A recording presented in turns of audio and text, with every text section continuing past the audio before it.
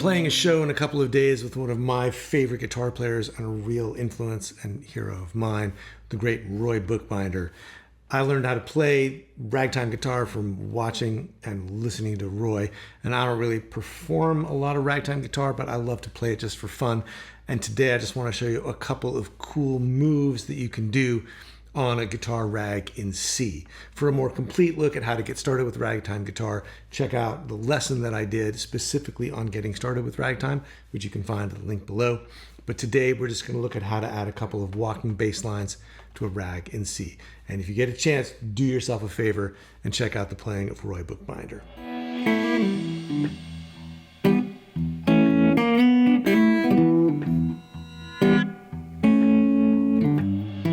Okay, so the classic guitar rag in C is an 8-bar form, starting on the A7, 2 bars of A7, then 2 bars of D7, 2 bars of G7, and then 2 bars of C.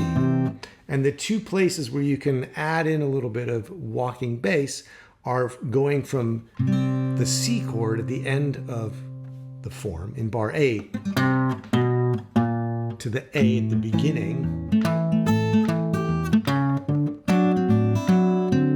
and then in bar 5 and 6 you can do a slower walk up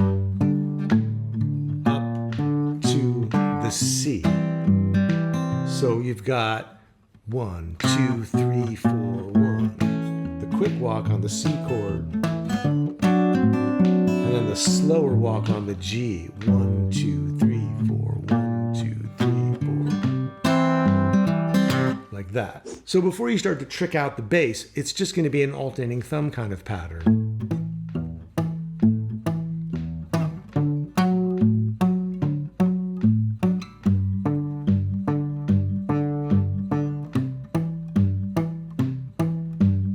And except for the G chord, it's always going to be 5th string, 4th string, 6th string, 4th string. So on the A, 5th string, 4th string, 6th string, 4th string.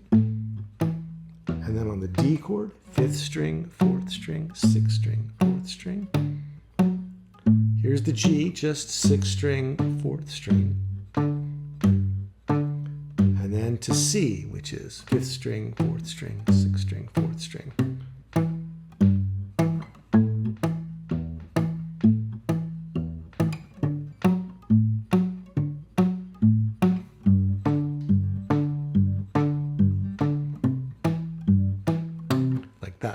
So where the bass runs are going to come in are in measures 5 and 6 when you're going from G back to C, and in measure 8 when you're walking from C down to A to start the form again. So if we're on the C chord, bar 7 and 8, we have 1 bar of C, just doing the alternating thumb, and then 1 bar of C walking down to the A. So we'd have 1, 2, 3, 4, 1, 2, 3, 4, 1. And when we're on the G chord, the whole time we're on the G, we're going to be slowly moving the bass back up to C. And so we're going to start off on the 6th string and the 4th string, and then go to the 5th string open and the 4th string, and then continue up the 5th string with the 1st fret on the 5th string, followed by the 4th string, and then the 2nd fret on the 5th string, followed by the 4th string. So we have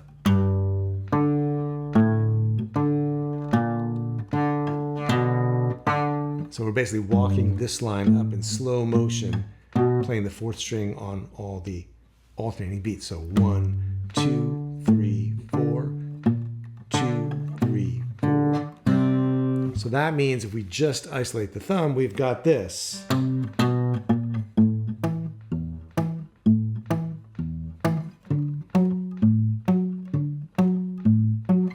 comes the G. And here's 1 measure of C. And then walking down to A like that. And so that means if you want to get really fancy, you can try to have licks going on while those bass lines are happening. So when you're coming down from C to A, you can try to have a lick going up on top. So while this is going down, 1, 2, 3, 4, 1, this is going up on top. 1, 2, 3, 4, 1. So going from the open high string to the 3rd fret, 4th fret, 5th fret. So you're going to have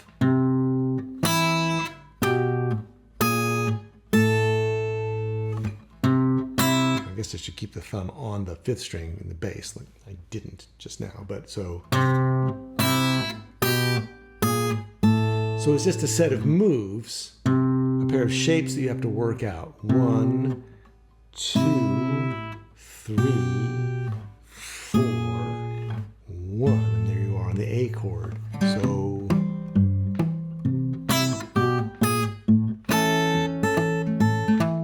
you could syncopate it when you land on the A, or you could land right on the downbeat.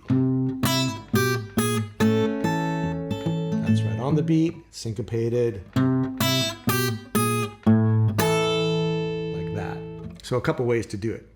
And then when you're on the G chord, you could also try to do something with the melody on top. So a little lick that comes down from the root of the G, chromatically to the flat 7, and then this note, which is about to be flat 3 and 3 and root of C. So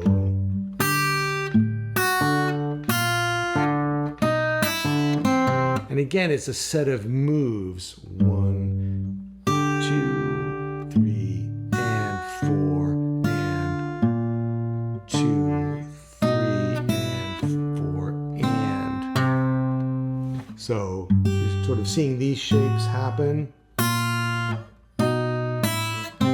But in the meantime, you're syncopating the top.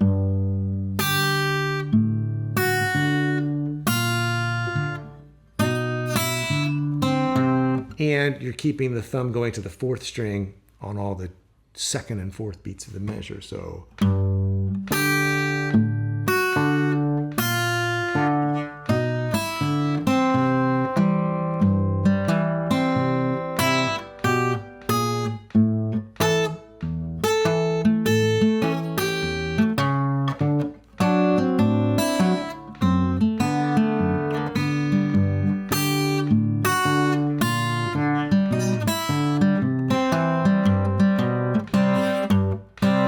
and that's basically the idea. So if you're already familiar with the idea of just playing a rag in C, these are a couple of little extra things you can add in.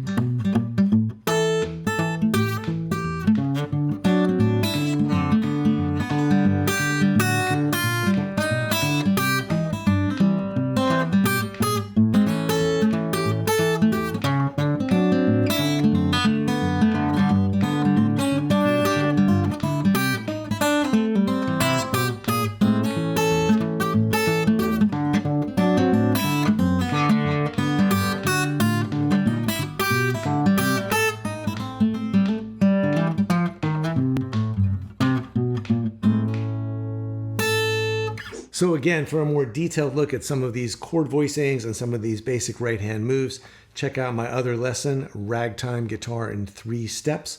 I'll put a link to that down below. And of course, check out Roy Bookbinder, particularly his version of Black Dog Blues, which you can find on his album Live Book from the 90s. Classic live recording, fantastic playing, singing, storytelling. I love everything about it, and I think you might too. That's it for now. If you got a question or a comment about today's lesson, leave it for me down below. I'd love to hear from you. If you want to learn more fingerstyle techniques, learn more traditional tunes, and how to arrange and improvise on them, check out my membership, the Fingerstyle 5, at fretboardconfidential.com. And as always, thanks for watching. I'll see you next time.